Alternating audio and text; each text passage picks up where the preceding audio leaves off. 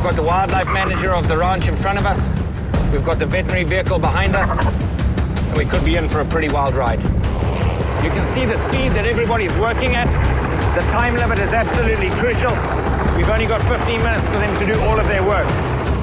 So right inside this needle is the microchip that's going to go into this horn and then under the neck. And that microchip is going to make that horn trackable for the rest of his days. In a few minutes, he's going to get a full antidote.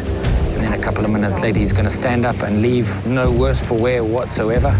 And hopefully he'll get to live to a ripe old age. When people and animals collide, things are never simple. That's true everywhere. But in Africa, it's sometimes tough to separate the fact from the fiction. He said there's a village just down the way here that's on an island. He said 2 or 3 people have gone missing from that village too. And he implored me. He said, please, shoot this hippo. This hippo is killing us. So what happens if I shoot the wrong one?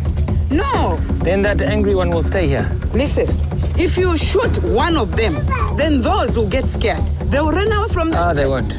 Definitely. They won't. Because of blood. No, I have to shoot the right one. The one which is chasing people is the one I'm going to shoot. But how can you trace it? When I see its reaction to the boat, when I see one chasing the boat, then I'll shoot it.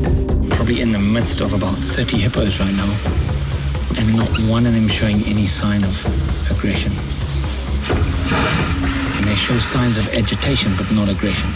Based on that little slightly nerve-wracking experiment, these things are not the aggressive man-killing beasts that the statistics would have you believe. No, we are losing lives of people. It's not fair. One of them says that they've seen something over there. I'm just going to get over there really quickly and try and see what it is. He said he saw a hand. I'm not seeing any sign of this crocodile. In this wildlife-human conflict, I'm often called in to seek out the truth, to find out what's really happening on the front line. Look how small this thing is. This thing hardly even had horns, man. This specific group of people has got to be stopped. Yeah, these guys are going to be back. And when they come back, we're going to be waiting for them. Hey, no! What's going on here? Some poachers actually bumped into the guys. No shots were fired, but it's all moving pretty fast right now. That dog's going to be on those tracks and surrounded by people who are very good at hunting other people. It's going to be a bad couple of hours to be a poacher right now. I am Ivan Carter, hunter, conservationist, and wildlife investigator. Carter's War. Series premiere December 28th exclusively on Outdoor Channel. This is John Beath with Let's Talk Outdoors. I'm at the 2016 SHOT Show, and I'm here with Ivan Carter. There's a brand new show on the Outdoor Channel, and it's called Carter's War. Now, what is this all about?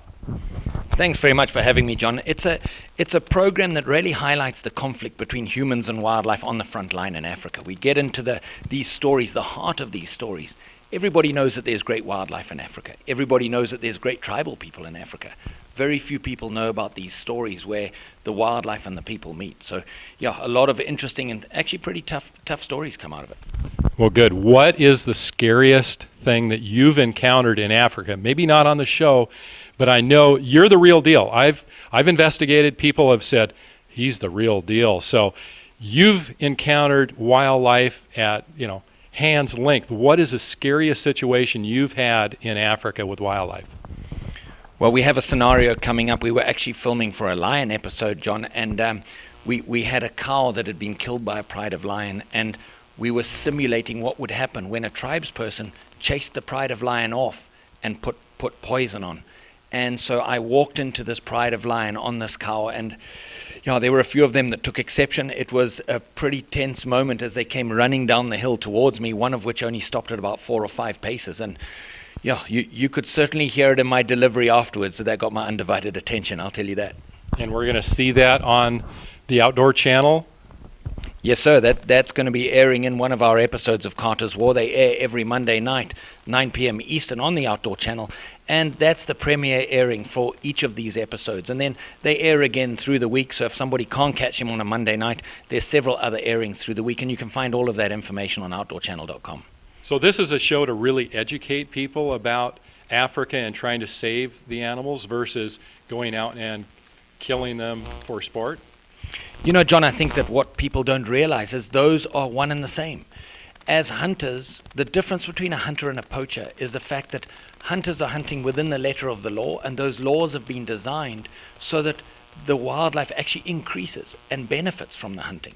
So as you go into a scenario as a hunter, your money's flowing into that area, you're giving the wildlife value. And so our stories, even though they're not hunting stories, John, our stories are highlighting some of the problems that wildlife is facing in Africa. And so, as I say, they're not hunting stories, but that doesn't mean that we're not pro-hunting. I'm pro anything that gives wildlife value, and hunters give wildlife huge value, particularly in the less-known parts of Africa.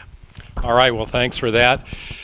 I want everybody to tune in because this is a show that not only will educate, it'll entertain, and it might scare the hell out of you if you imagine being you. But tune in Monday night, 9 p.m. Eastern, 6 p.m. Pacific on the Outdoor Channel for Let's Talk Outdoors. Thanks a lot for joining me, Ivan. John, I really appreciate the opportunity. Thank you so much.